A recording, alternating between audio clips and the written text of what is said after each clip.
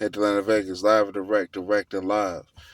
Today, I am late talking about the uh, football game between Norfolk State and Rutgers. Um, life and but I'm still gonna get it done. Um, growing up as a child, not only myself but people that I grew up around, family members, we got spankings as children for the most part. Whippings, beating, lashings, whatever you want to call it. Um, you can get beat with a, switch, which for those that don't know is like a twig or a damn near tree branch. Mom, grandma, not saying any names, of course. Come on now, auntie.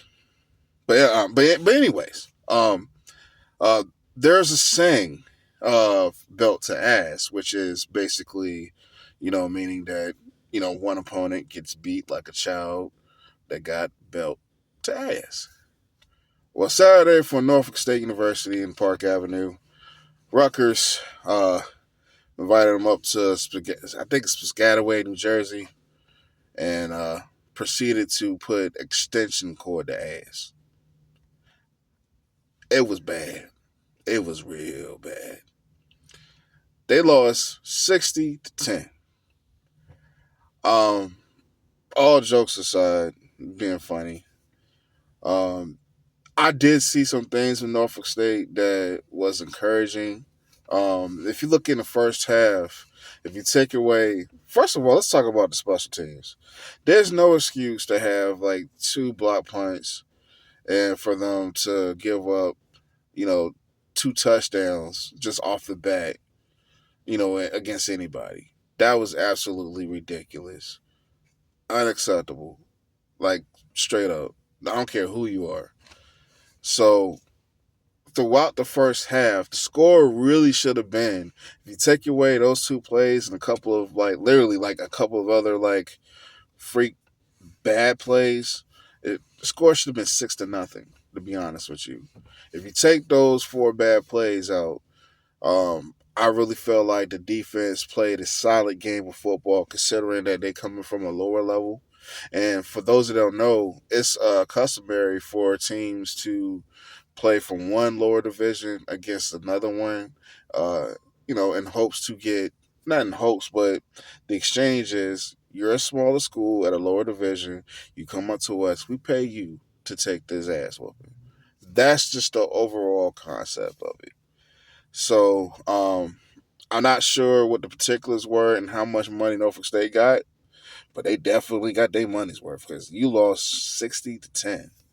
But like I said, there were some things that I did see that was encouraging.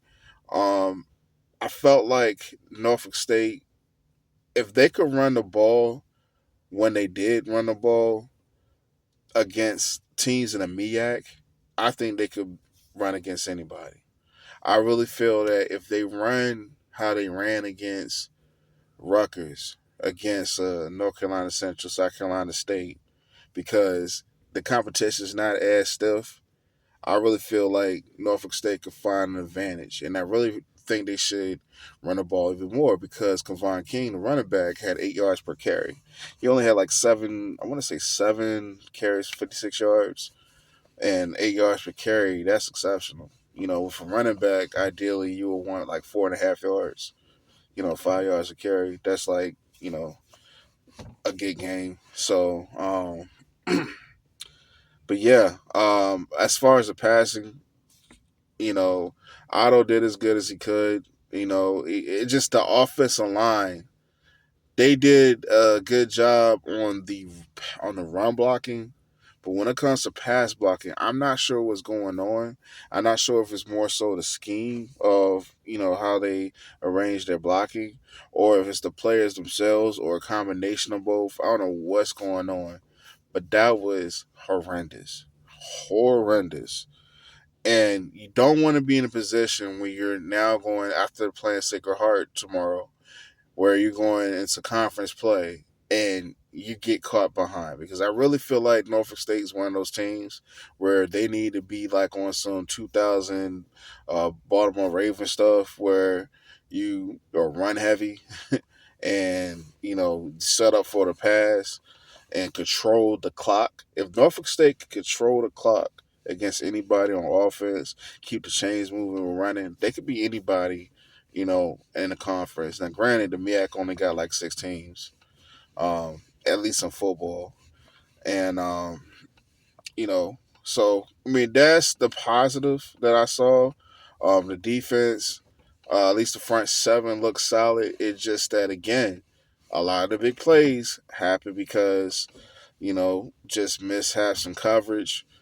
And it was just bad, man. Like it's just like it has to be some sort of improvement, with the secondary, because what you don't want to happen is again, you get into conference play after tomorrow.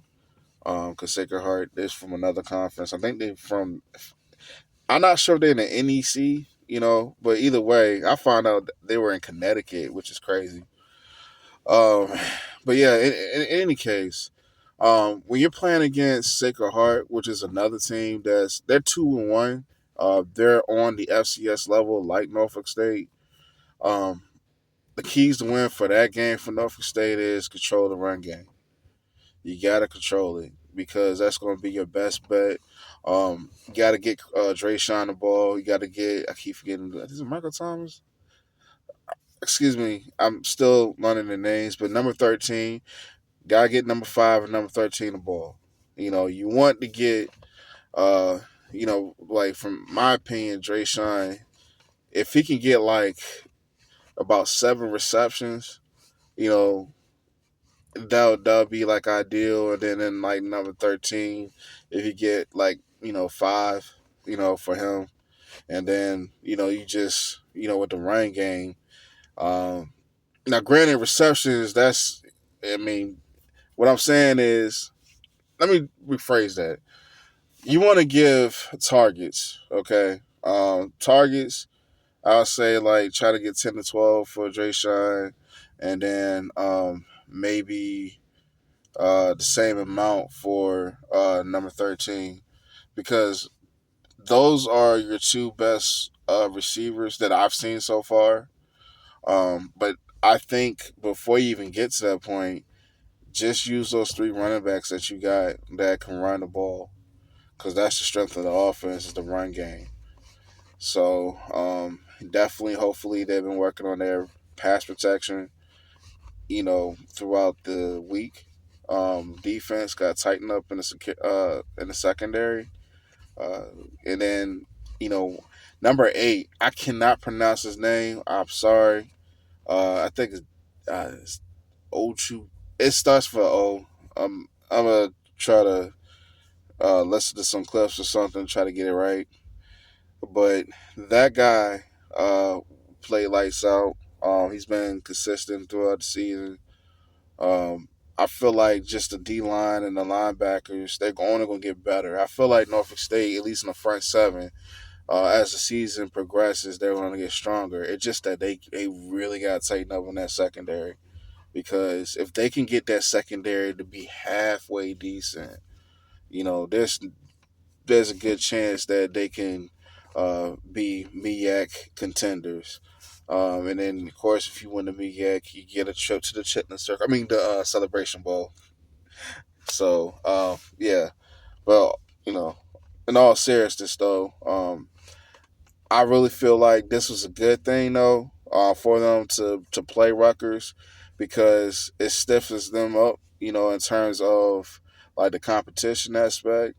Uh, it's kind of like when you're, from my experience with wrestling as a kid, to me, I was just an average wrestler. I wasn't spectacular at all. I won some, I lost some. So, but what I noticed though is like when I wrestled against stronger guys that would go to the state tournaments and all that stuff, although there were times when I got my ass kicked, I felt like I got better after that experience. And I think that could be applicable, with Norfolk State. And then for the people that's talking trash about Vic and all this stuff, give the guy some time, man. it's his first coaching job. A lot of guys on the staff really is their first time coaching at that level. Even at the offensive line coach, Elton Brown, for example, you know, he was at apprentice, and a lot of coaches don't go from NAIA straight up to like Division I football. That's a big leap. And then the other guys like Coach Reynolds. I don't remember him like having too much experience. I think he did some internships, if I'm not mistaken. I gotta look back on the notes that I made earlier uh, this year. They had like a couple of other guys that came from Florida Memorial. That's also NAIA. So it just give these guys some time. I will say this though, with the Virginia Tech stuff.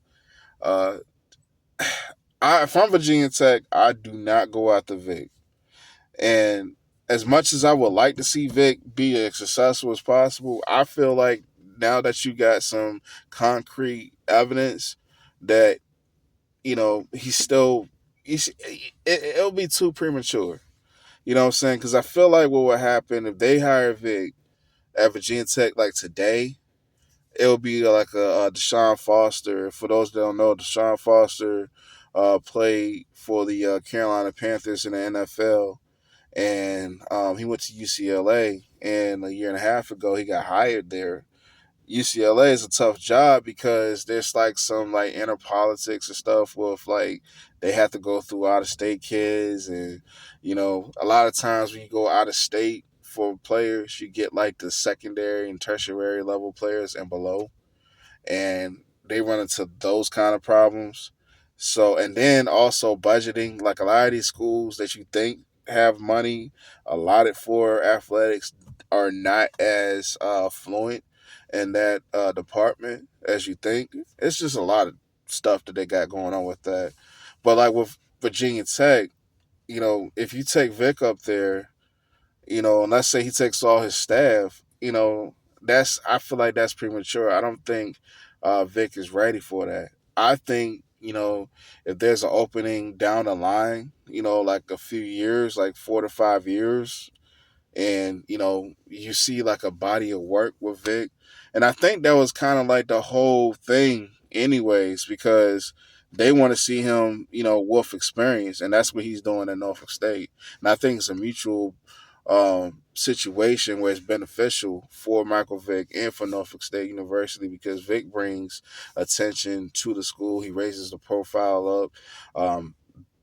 Eventually, I feel like some better recruits because even then, the cupboard wasn't bare from last year's team.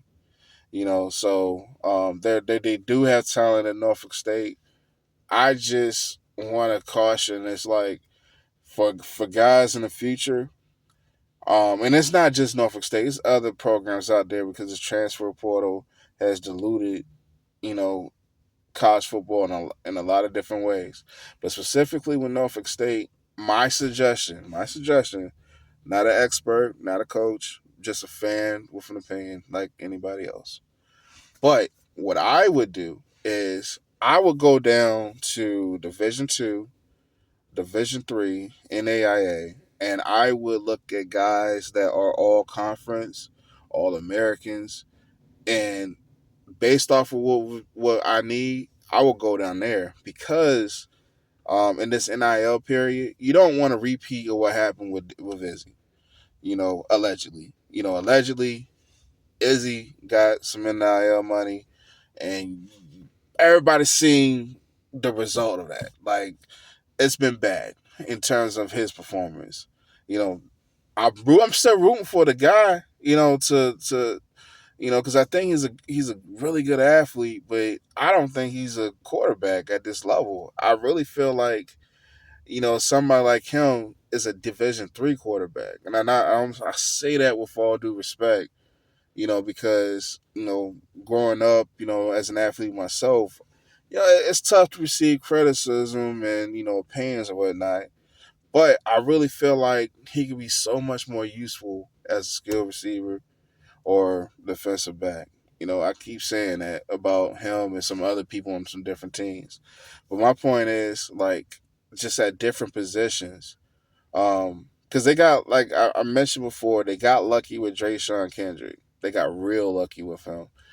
Fortunately, because he didn't get like 1,000 yards in 5 years, at William and Mary collectively. Like, I think the most he got was like maybe 300 yards, in a season. But from the highlights that I looked at him, the see, the thing is, when you look at stats, it don't tell you how athletic somebody is or how skillful they are to make that play happen. And what I saw was a guy that had skills and athleticism, but for whatever reason, because I think he did get hurt, a few times in Women Mary, it just didn't translate. Because I'm like, this dude is a real number one receiver on the FCS level. He's a good receiver. Like, I think this dude is dope. Why didn't it work out at William and Mary? That's what I'm wondering, because it's like this kid was one of the best receivers, you know, all time at according to like the stats and like some of the highlights, when he was at EC Glass. And then he comes from Virginia Tech royalty because his father, uh, Drake, Dre Kendrick, he was a legend in his own right. Playing again at Glass and then at Tech. Um, but then there's other guys from Norfolk State that I've seen. Like, just give an example. Like, I saw a kid that was supposed to go to Norfolk State, and he played Division 3 in Salisbury. And I looked at the film, at least the highlights, and then I looked at the stats, and they were pedestrian. You know what I'm saying? Like, I think in this time you could find guys that have works where, like, okay, they were a dog in that conference. They were like the best of the best, in the country at that division. And I think that's where we should focus. And then still like keep an open mind. I'm not saying just like neglect, anybody that played in that FCS level in the FBS, because you still want to keep those options open. It's just that don't be taking players because they played at Bama, Georgia, or Virginia, and they set the bench. Because a lot of times you're not going to get lucky like that. And I think Drayshawn did get playing time. He just wasn't productive for whatever reason. But I see somebody that should have like a really good season this last year, in college for Norfolk State. But what I'm saying is just like, don't just bring anybody because they played at a big school. Like, they like show some works. Because Izzy, when he was at those two previous schools, barely got any playing time. And that's a red flag. Somebody that's highly ranked, at high school, but ain't done squat, at multiple places, red flag. So now there's some cases though, where you come across some kids where they get blackballed. That happens. You know what I'm saying? They have talent, you know, and for whatever reason the coaches or the coach just didn't really rock with them like that, or sometimes it could be the kids fault themselves where they were good enough to play but they didn't want to, like, follow the program. And some coaches will bench a player that's not following the program in favor for somebody that's not as good as him that's following the program. And whatever your opinion about that, it is what it is. But I just feel like in the future, just like, you gotta have some works, man. Like, and then two, and it makes it tricky. That's why it's so hard, man. And I'm just like a fan, just giving my opinion. Again, I'm not a scout, not a coach or anything like that, because there's so many factors that I didn't bring up myself. And I'm sure there's like reasons why they went for some of the guys that they did. You know what I'm saying? So let's just hope that, the season gets better.